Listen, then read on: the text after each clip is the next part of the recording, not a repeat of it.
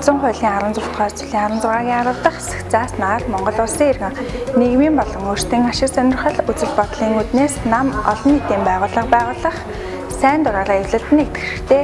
Энэ эрхийнхээ хүрээнд 2-оос доошгүй хуулийн этгээд 9-оос доошгүй иргэн эвлэлд нэгдэж хошоо гүйцэн байгуулж болох ба хошоо гүйцэн байгуулах бүртгэх үйл ажиллагаатай хамаарал бүхий журмыг хошооны тухай хуулиар зохицуулдаг.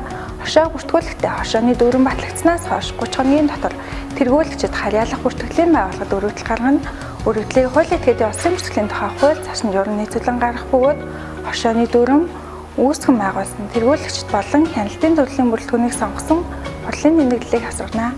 Хэрв баримт бичгийн бүрдэл дутуу улсын бүртгэлийн тухай хууль болон бус хууль тогтоомж заасан шаардлагыг хангаагүй баримт бичгийг хуурамчаар бүрдүүлсэн бол бүртгэх байгууллага бүртгэхээс татгалзсан тухай шийдвэр гаргаж өргөдөл гаргагчид аль биесээр мэдэгдэж баримт бичгийг буцаадаг.